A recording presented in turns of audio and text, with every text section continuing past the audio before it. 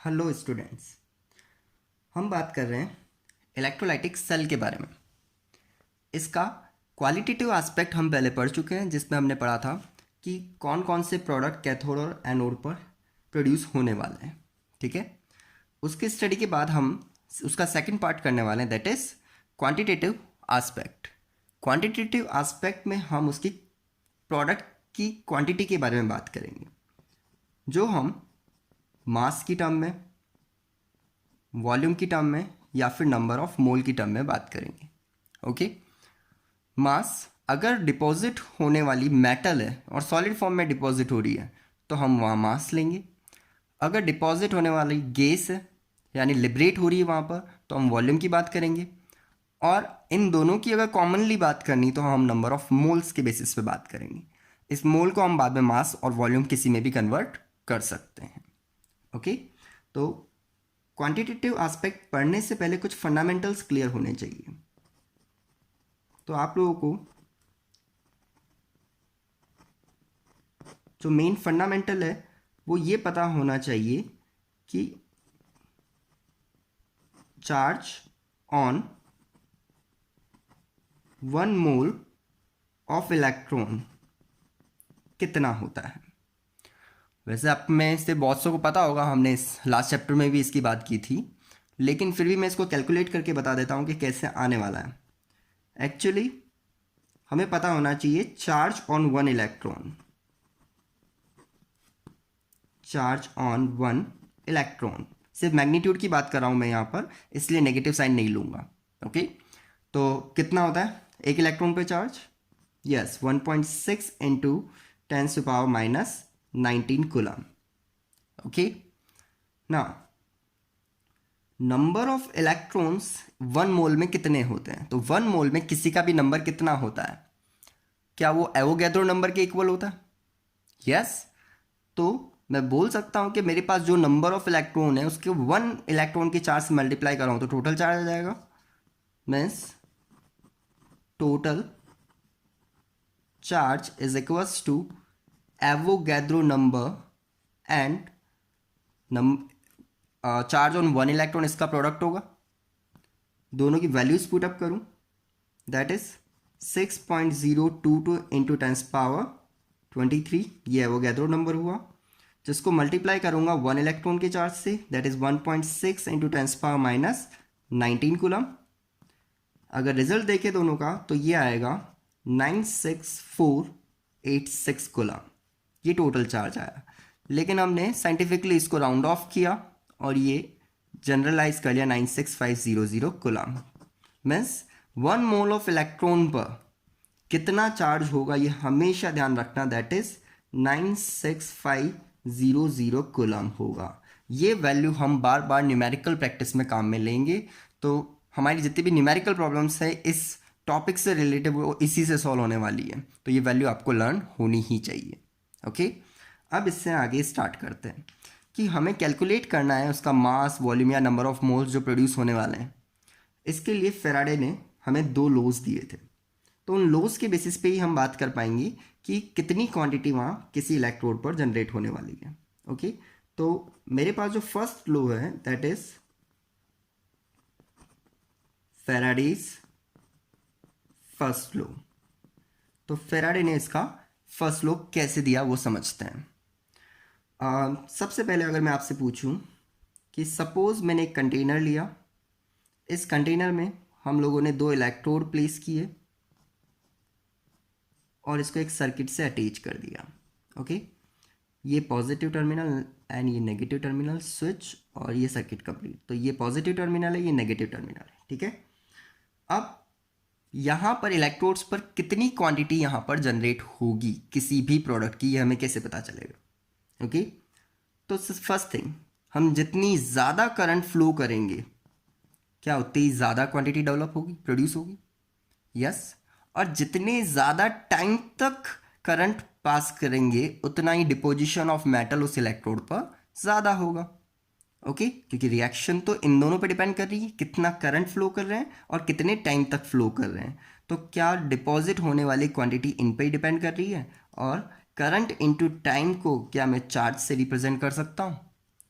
पढ़ाई होगा आपने, charge is equals to current into time, 10th class से पढ़ते हैं। I is equals to Q upon T, means Q is equals to I into T. Okay, तो पूरी तरह से किस पे डिपेंड हो रहा है? चार्ज पर। कौन? वो मास जो प्रोड्यूस हो रहा है। तो मैं इसको डायरेक्टली लिख सकता हूं कि mass produce at the electrode is directly proportional to charge flow in the circuit. Okay, तो यही फेराडे का फर्स्ट लॉ है। इसको स्टेटमेंट में हम देखें, the mass of substance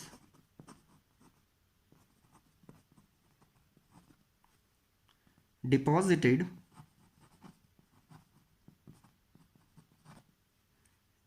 at a particular electrode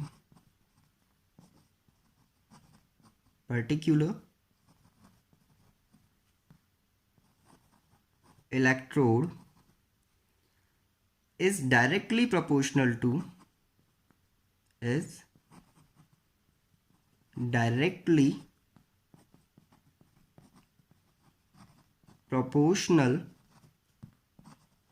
to the amount of charge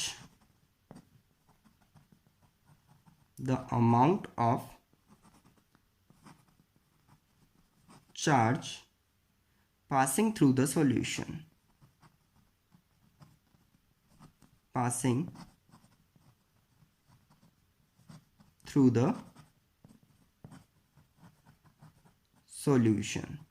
okay, काफ़ी easily आप लोगों को समझ आ गया होगा कि हम क्या बात कर रहे हैं। The mass of substance deposit at the electrode is directly proportional to the charge passing through the solution. Okay, बहुत सिंपल स्टेटमेंट है, यही है फर्स्ट फेराडे लॉ। ओके, अब प्रोपोर्शनलिटी का साइन हम अगर रिमूव करें और इक्वल टू का कन्वर्ट करें तो कोई ना कोई कांस्टेंट आना चाहिए। यहाँ पर कांस्टेंट आता है z। ओके, z यहाँ पर कांस्टेंट है, तो एक्चुअल में फॉर्मूला अगर मैं देखूँ तो q की वैल्यू भी मैं अगर पुटअप कर दूँ तो ये हो जाएगा ZIT। ये आपको मास का फॉर्मूला ध्यान रखना है। ओके, यहाँ पर जो z है ये एक कांस्टेंट है जिसको हम ECE के नाम से भी जानते हैं, electro chemical equivalent constant. Okay, electrochemical equivalent constant, ये यहाँ पर z को रिप्रेजेंट कर रहा है। अब बात ये आती है कि z की वैल्यू यहाँ पर कहाँ से लेके आए हम, तो इस पर ध्यान देना, यहीं से इस फर्स्ट वाली इक्वेशन से ले रहा हूँ। z इक्वल्स टू क्या हो जाएगा? W upon Q। Okay, let us consider we are passing only 1 coulomb of charge. तो अगर मैं 1 कूलम्ब चार्ज यानी ये यूनिट हो जाता है तो यहाँ पर z की वैल्यू किसके इक्वल हो जाएगी? यहाँ पर जो मास डिपॉजिट हो रहा है उसके इक्वल किसकी वैल्यू हो जाएगी? z। ओके, तो z when 1 coulomb charge is passing from the solution then the deposited metal is equal, mass of the deposited metal is equal to the electrochemical equivalent constant। ये situation ध्यान रखिएगा आप, ठीक है। अब हमें z का यहाँ पर एक्चुअली फॉर्मूला डिराइव करना है। इसके लिए मैं एक एग्जांपल ले रहा हूँ, आप इसको समझना। सपोज कि मैंने यहाँ पर सॉल्यूशन लिया है NaCl का मोल्टन, ध्यान देना मोल्टन बोल रहा हूँ मैं। मोल्टन मीन्स जो एनोड है उस पर क्लोरीन गैस ऑक्सीडाइज होगी और यहाँ पर ऑक्सीडेशन होगा Na प्लस का, रिडक्शन होगा Na प्लस का कैथोड पर, और यहाँ पर सोडियम मेटल मिलेगी। मीन्स Na प्लस का यहाँ पर रिडक्शन होगा और यहाँ पर हमें सोडियम मेटल मिलने वाली, अगर मैं एग्जांपल ले रहा हूँ मोल्टन NaCl का। ओके, तो Na कितना डिपॉजिट होगा इसके बेसिस पे हम बात कर रहे हैं। तो ध्यान देना, मैं यहाँ स्ट्राइक्योमेट्री लिखूँ तो यहाँ 1 इलेक्ट्रॉन है, ये गेन किया है। इट मीन्स अगर स्टाइक्योमेट्री के हिसाब से बात करें हम तो 1 मोल ऑफ इलेक्ट्रॉन अगर वो गेन कर रहा है तो क्या वो 1 mole of sodium metal produce कर रहा है? इक्वेशन से बहुत इजीली क्लियर हो रहा होगा। 1 मोल ऑफ इलेक्ट्रॉन अगर वो गेन कर रहा है तो 1 मोल ऑफ सोडियम वो डिपॉजिट कर रहा है। इट मीन्स मुझे यहाँ पर चार्ज लेना है 96500 कूलम। ओके, तो अगर वो इतना ज़्यादा चार्ज अगर गेन करेगा तो कितना, 1 मोल इलेक्ट्रॉन का चार्ज यही होता ना, 1 मोल इलेक्ट्रॉन का चार्ज ये, तो इसका मतलब वो कितना, अगर ग्राम में बात करूँगा तो यहाँ पर डिपॉजिट कर रहा है, तो यहाँ पर एटॉमिक मास लिख दो इसका, that is 23 gram of sodium deposit कर रहा है। ओके, इट मीन्स ये तो इतने गुलाम के लिए हुआ, मुझे तो 1 गुलाम के लिए चाहिए, जेड की वैल्यू 1 गुलाम के लिए निकालनी ना, तो 1 गुलाम के लिए कितना होगा, 23 डिवाइड बाई 96500। ओके, क्या ये मेरे लिए z की वैल्यू हो गई इस सोडियम के लिए? यस। अब इससे आगे बात करते हैं कि यहाँ पर एक इलेक्ट्रॉन गेन हो रहा है, तो मैंने इसलिए यहाँ पर 1 को यहाँ से मल्टीप्लाई कर दिया। ठीक है, 1 यहाँ पर एक्चुअली क्या है, 1 यहाँ पर इसका वैलेंसी को शो कर रहा है कि यहाँ पर कितने इलेक्ट्रॉन वो गेन कर रहा है। ठीक है, इसको आगे समझेंगे। सेकंड एग्जांपल से इसको मैं समझाने की कोशिश करता हूँ कि यहाँ मैंने 1 क्यों लिया है। ठीक है, आप ध्यान देना इस पर। तो मैंने यहाँ पर सेकंड एग्जांपल लिया जिसमें मैंने मैग्नीशियम क्लोराइड का मोल्टल सॉल्यूशन इसमें फिल किया। तो कैथोड पर यहाँ डिपॉजिट होने वाली मैग्नीशियम मेटल, तो मैग्नीशियम कब डिपॉजिट होगी, तो मैग्नीशियम 2+ वहाँ पर कैथोड पर जाएगा और 2 इलेक्ट्रॉन गेन करेगा और ये बना देगा आपका मैग्नीशियम। ओके, ध्यान देना 2 मोल यहाँ पर कन्वर्ट हो रहे हैं, तो मैं यहाँ पर लिख सकता हूँ 2 mole of electrons produce 1 mole of magnesium. ठीक है, मिस 24 gram of magnesium, simple. Then इसको मैं अगर लिखूं तो टोटल चार्ज कितना हो गया, 2 इंटू 96500, क्योंकि 1 मोल का ये, तो 2 मोल के लिए 2, क्या ये 24 ग्राम ऑफ मैग्नीशियम प्रोड्यूस करेंगे?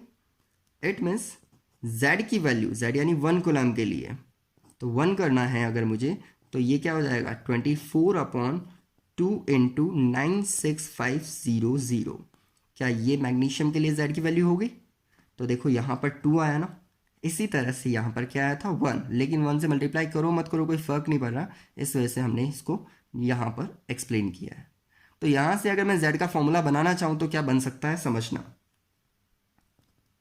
क्या यहाँ पर ये इसका एटॉमिक मास है, तो ये इसका एटॉमिक मास हो गया, और 96500 तो कांस्टेंट है ही वैल्यू, और 2 यहाँ पर इसका नॉर्मल फैक्टर हो गया।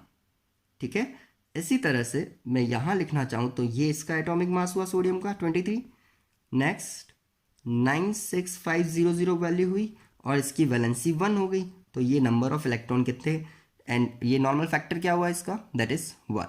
ओके, तो z के लिए अगर हम कॉमन फॉर्मूला लिखना चाहें तो वो हमारे लिए क्या बन रहा है, z के लिए बन रहा है एटॉमिक मास अपॉन 96500 इंटू ये हो गया अपना नॉर्मल फैक्टर।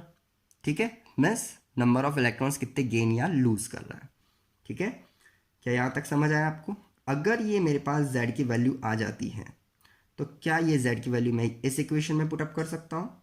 तो यहाँ पर मैं अगर इसको पुटअप करूँ, मैं डायरेक्टली यहाँ पर पुटअप कर रहा हूँ। ओके, देन अगर यहाँ पुटअप कर रहे हैं हम लोग तो ये क्या हो जाएगा, W is equal to M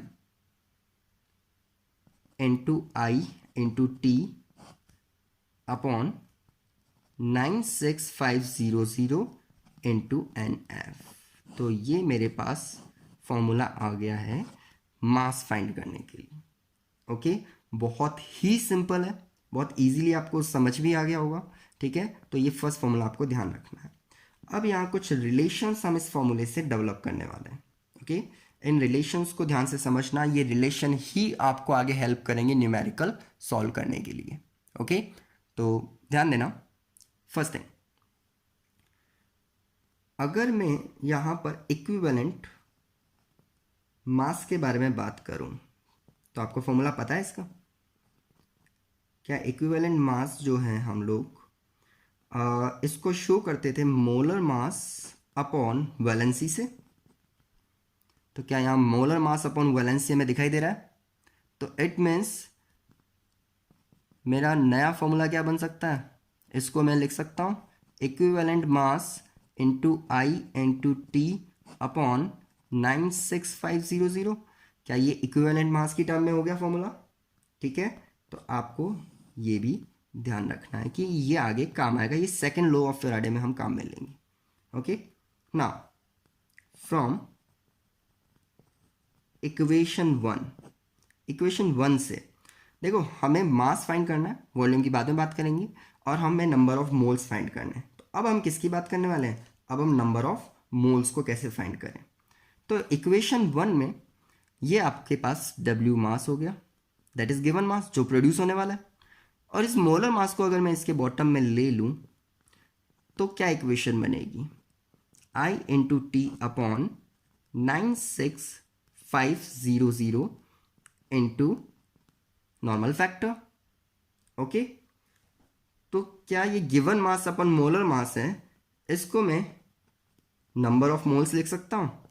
तो ये हो गया I into T upon 96500 into NF। Okay, काफ़ी इजी है, बहुत इजीली आपको समझ आ गया होगा। और एक्चुअल में मैं यही जो सेकंड इक्वेशन है ये बहुत इंपॉर्टेंट है, जितने भी न्यूमेरिकल है मैं आपको करवाऊंगा, मैं इसी इक्वेशन के बेसिस पे कराऊंगा, तो इसको मिस ना करें, इसको अच्छे से समझ लें। नहीं समझ आया और दोबारा से आप देखिएगा, मैं लास्ट में पूरा एक्सप्लेन फिर से कर दूंगा, क्योंकि काफ़ी कॉम्प्लिकेटेड होता जा रहा है, लेकिन जैसे जैसे हम न्यूमेरिकल करेंगे ये सारी चीज़ें बहुत ईजिली आपको समझ आ जाएगी और आपके टिप्स पे भी आ जाएगी। ठीक है, तो एक रिलेशन और डेवलप करूं, अगर मैं एक पर्टिकुलर करंट और टाइम इन दोनों को मैं फिक्स कर दूं तो क्या होगा, समझना, मैं रिपीट कर रहा हूं। अगर मैं करंट और टाइम को फिक्स कर दूं तो ये 96500 तो फिक्स है, ये तीनों कांस्टेंट हो जाएंगे। तो क्या at constant current and time जो नंबर ऑफ मोल्स है वो डायरेक्टली प्रोपोर्शनल हो जाएगा उसकी वैलेंसी के, यानी नंबर ऑफ इलेक्ट्रॉन की। ठीक है, तो यहां पर एक सिचुएशन ले रहा हूं मैं, आप इस सिचुएशन को समझना अच्छे से। ठीक है, यहां पर सपोज कैथोड एनोड दोनों पे प्रोडक्शन तो होने वाला है, तो कैथोड पर number of moles Nc produce हो रहे हैं, एनोड पे number of moles Na produce हो रहे हैं। ओके, और कैथोड पर नॉर्मल फैक्टर जो है वो NFC है, और एनोड पर नॉर्मल फैक्टर है वो NFA है। ठीक है, तो इसके बेसिस पे, इस स्टेटमेंट के बेसिस पे क्या मैं यहां पर इनमें एक रिलेशन डेवलप कर सकता हूं, क्या Nc upon Na means number of moles of at cathode and number of moles at anode is equals to normal factor at anode and normal factor at cathode. Okay, ध्यान रखना opposite होंगे, क्योंकि inversely proportional आया, तो inversely proportional आया तो दोनों एक दूसरे के एग्जैक्टली अपोजिट होंगे। तो यहाँ क्या हो गया, the ratio of number of moles of cathode and anode is equal to the ratio of normal factor of anode and cathode. ठीक है, ध्यान रखना, ये फॉर्मूला भी हम आगे काम में लेंगे, ये भी बहुत इंपॉर्टेंट है, हर न्यूमेरिकल में ये फॉर्मूला काम आएगा। तो ये दो फॉर्मूलेज आपको अच्छे से लर्न होने चाहिए। ये था आपका फैराडे का फर्स्ट लॉ, एक बार फिर से देखते हैं, बहुत इजी है, आप इसको फिर से समझना और आपको पूरा अच्छे से समझ आ जाएगा। ठीक है, फैराडे का फर्स्ट लॉ क्या कहता है कि जितना ज़्यादा आप करंट एंड जितने ज़्यादा टाइम तक उसे उसमें प्रोवाइड करेंगे उतना ही ज़्यादा मास उन इलेक्ट्रोड्स पे डिपॉजिट होगा। Means the mass deposit at the electrode is directly proportional to the charge passed through the solution. Okay, that is Faraday's first law. Second thing हम बात करें कि W is equals to, यहाँ से हमें क्या मिला, Z into Q. Next, Z यहाँ पर एक कांस्टेंट हुआ, electrochemical equivalent constant. Okay, next Q की वैल्यू हमने क्या पुटअप की, I into T।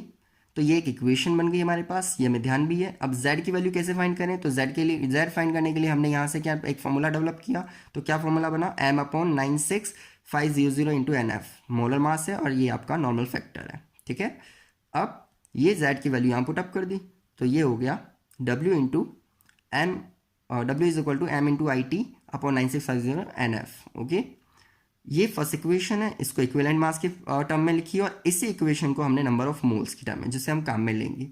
यहाँ पर इन दोनों को अगर कांस्टेंट कर दें तो number of moles inversely proportional हो गए आपका नॉर्मल फैक्टर के, और इसलिए एक रिलेशन और डेवलप हो गया मेरे पास। ठीक है, ये था आपका फैराडे फर्स्ट लॉ। नेक्स्ट हम स्टार्ट करने वाले हैं Faraday's second law. Faraday's second law. Okay, तो फर्स्ट आपको बहुत इजीली समझ आ गया, सेकंड उससे भी इजी है, लेकिन फर्स्ट पे डिपेंडेंसी रखता है, तो इसको ध्यान से समझना आप लोग। ओके, सपोज मैंने एक सर्किट प्रिपेयर किया, इस सर्किट को ध्यान से समझना। इसमें मैंने 2 सेल लिए इस बार। ओके, दोनों सेल में इलेक्ट्रोड्स पुटअप किए। यहाँ पर आपको आइडेंटिफाई करना सीखना पड़ेगा कि कौन कैथोड है कौन एनोड है। ठीक है, और इसको मैंने कनेक्ट किया बैटरी के पॉजिटिव एंड से, तो ये क्या हो गया, एनोड। Correct, switch. और अब मैंने इसके नेगेटिव एंड को दूसरे सेल के इस इलेक्ट्रोड से कनेक्ट किया। ओके, ध्यान देना इस चीज़ पर। तो ये हो गया कैथोड, और इन दोनों इलेक्ट्रोड्स को आपस में कनेक्ट किया। ठीक है, तो ये एक अरेंजमेंट जो है, ये जो कनेक्शन हम लोगों ने किए हैं, इसको हम बोलेंगे सीरीज कनेक्शंस। ओके, तो कभी भी सेल्स का सीरीज कनेक्शन करना हो तो वो इस तरीके से किया जाता है। ठीक है, यहाँ पर ध्यान देने वाली बात ये है कि आप केवल 2 सेल ही नहीं, आप n सेल यहाँ पर यूज़ करते हैं, कितने भी नंबर ऑफ सेल्स यहाँ पर यूज़ कर सकते हैं। लेकिन जब भी हम लोग सीरीज अरेंजमेंट करते हैं तो ध्यान ये देना होगा कि वहाँ पर करंट हमेशा क्या होता है, सेम, और हमेशा सेम टाइम के लिए ही यहाँ पर करंट सभी में पास होगा। क्यों? क्योंकि सभी में सभी सीरीज़ में तो जितना टाइम तक यहाँ करंट पास होगा उतने ही टाइम तक यहाँ होगा, और करंट तो सभी में सेम रहने वाला है, यानी कि यहाँ पर I और T आपका कांस्टेंट हो जाएगा। तो इस सिचुएशन पर सपोज ये मेरा इस सेल का एनोड हुआ, ये एनोड हुआ, तो ये ऑटोमेटिकली क्या हो गया, ये मेरे पास कैथोड हो गया। ओके, ये वाला कैथोड हुआ क्योंकि नेगेटिव टर्मिनल के साथ अटैच है, तो दैट इज कैथोड, तो ये ऑटोमेटिकली क्या हो गया, एनोड। ठीक है, यहाँ पर जो सब्सटेंस डिपॉजिट हो रहा है, सपोज वो A है, यहाँ पर B डिपॉजिट हो रहा है, यहाँ पर C और यहाँ पर D। इन दैट केस जब ये डिपॉजिट होंगे तो इनके masses, mass of A is to mass of B is to mass of C is to mass of D। ये जो डिपॉजिट होते हैं इनके मासेस के जो रेशो है, ये इनके equivalent masses, equivalent mass of A is to equivalent mass of B is to equivalent mass of C is to equivalent mass of D, इनके रेशो के इक्वल होते हैं। यही फेराडे का सेकंड लॉ है। नहीं समझ आया कुछ? चलो इसको लैंग्वेज में देखना। For any series connection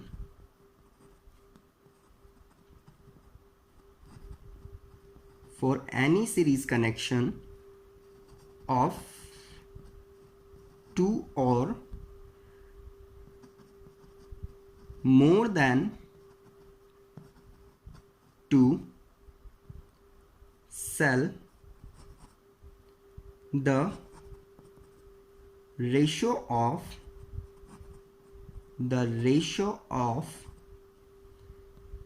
their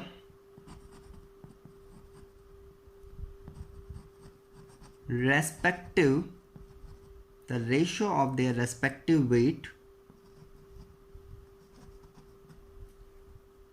at electrodes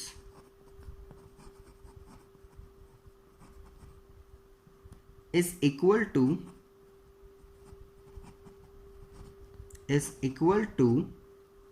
their equivalent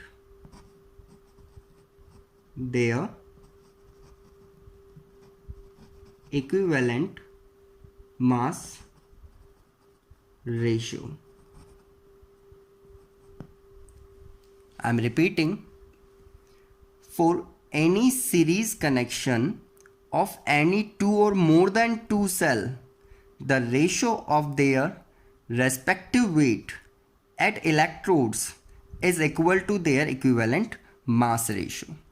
ठीक है, इसको समझना, इसको बहुत इजीली मैं आपको एक्सप्लेन कर सकता हूँ. वैसे ये क्या कहना चाह रहा है, ये कहना चाह रहा है कि अगर आपने दो सेल अटैच किए हैं तो उनके मासेस का जो रेशो होगा, कौन से मास जो इन इलेक्ट्रोड पे डिपॉजिट होने वाले हैं, वो उनके इक्विवेलेंट वेट के रेशो के इक्वल होगा. उनके मासेस का जो रेशो होगा वो इक्विवेलेंट वेट के रेशो के इक्वल होगा. For any series connection two और more than two cell, the ratio of their respective weight at electrodes is equal to the equivalent mass ratio. Okay, तो language आपको समझ आ गई होगी, लेकिन हम इसको प्रूव कर सकते हैं, बहुत इजीली प्रूव कर सकते हैं. ठीक है, इक्विवेलेंट मास, अभी हमने बात की थी equivalent mass Faraday first law में. हम दो तरीके से निकाल सकते हैं, या तो हम लिखें मोलर मास अपॉन वैलेंसी, जिसको एन फैक्टर बोला था हम लोगों ने. ठीक है, या फिर दूसरा इसका फॉर्मूला हमने निकाला था, that is W is equals to, relation था मास के साथ इसका, equivalent mass into I into T upon 96500.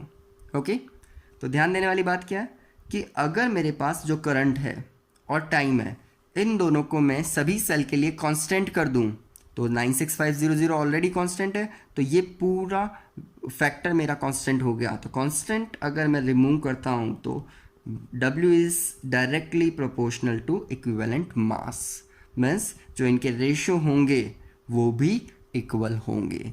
क्या आपको इस इक्वेशन से ये समझ आ रहा है? तो ये फॉर्मूला जो हमने वहाँ पर डिराइव किया, उसका हमने यहाँ पर फैराडे के सेकंड लॉ में यूज़ भी कर लिया. ठीक है, हम इसको प्रैक्टिकली भी प्रूव कर सकते हैं, कोशिश करके देखते हैं.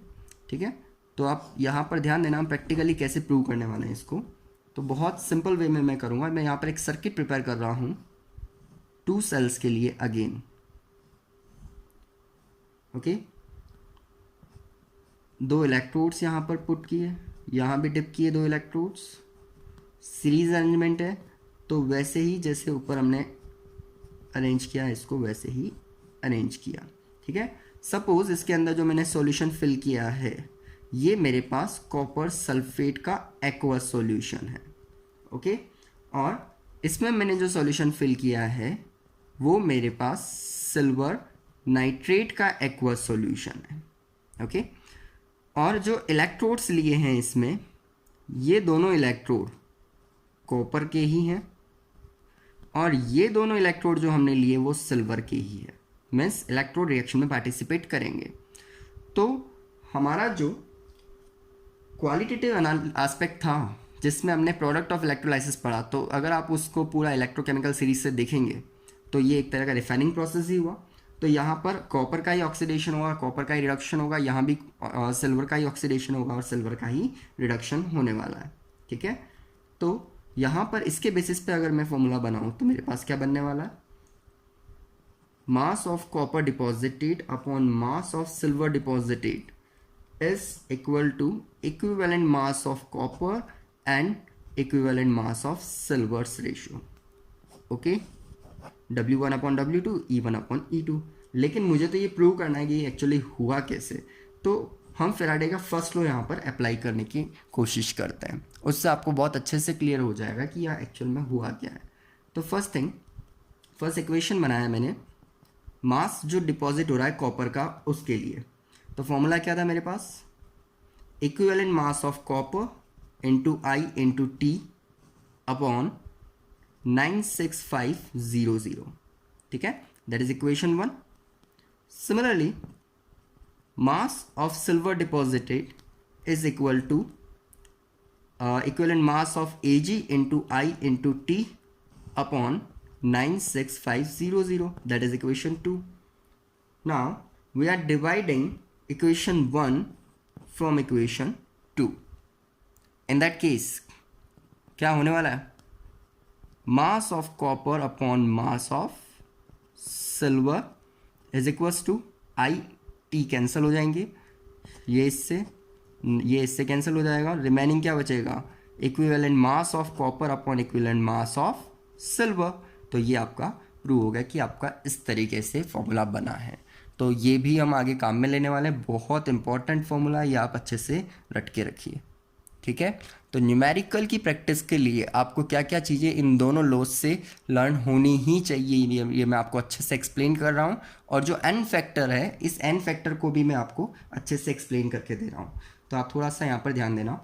जो सबसे पहला मेरा फॉर्मूला है जो मुझे फर्स्ट लॉ ऑफ फेराडे से मिला है, तो फेराडे के फर्स्ट लॉ से जो मिले हैं वो फॉर्मूले क्या है, मैं हमेशा नंबर ऑफ मोल्स ही निकालूंगा। मैंने आपको पहले भी बताया, मैं दोबारा से बता रहा हूँ कि हम जब भी बात करेंगे हम नंबर ऑफ मोल्स की टर्म में ही बात करेंगे, ठीक है। तो नंबर ऑफ मोल्स का फॉर्मूला क्या है, बोलो।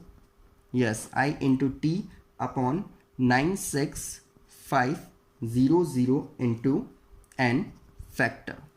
गुड, ठीक है। ये बार बार लिखना, तब तक लिखना जब तक अच्छे से प्रैक्टिस ना हो जाए, अच्छे से लर्न ना हो जाए, क्योंकि इसके बिना न्यूमेरिकल नहीं पॉसिबल है, ठीक है। अब मैं हर बार नंबर ऑफ मोल्स निकालूंगा, तो वहाँ तो मैंने बात की थी कि मुझे वेट भी निकालना होगा, मुझे वॉल्यूम भी निकालना होगा। तो नंबर ऑफ मोल्स को वहाँ कैसे कन्वर्ट करूँगा, तो ये तो बहुत सिंपल है कि अगर मुझे इससे मास निकालना है नंबर ऑफ मोल्स से, तो ये क्या होगा, number of moles into molar mass, ठीक है। Number of moles into molar mass, इन दोनों का मल्टीप्लिकेशन गिवन मास के इक्वल हो जाएगा। तो इससे कितना मास डिपॉजिट हुआ ये मेरे पास ग्राम में आ जाएगा, ठीक है। लेकिन अगर मुझे वॉल्यूम निकालना है तो मैं वॉल्यूम कैसे निकालूंगा, तो अगर गैस लिबरेट होती है तो मुझे वॉल्यूम ऑफ गैस निकालने के लिए कुछ नहीं करना है, जो नंबर ऑफ मोल्स इस फॉर्मूले से निकलने वाले हैं, इन नंबर ऑफ मोल्स को 22.4 से मल्टीप्लाई करना है, क्योंकि 1 मोल का एसटीपी पर, यहाँ पर ध्यान रखना हम किस पे बात कर रहे हैं, एसटीपी पर। 1 मोल ऑफ गैस का एसटीपी पर वॉल्यूम कितना होता है, 22.4 लीटर।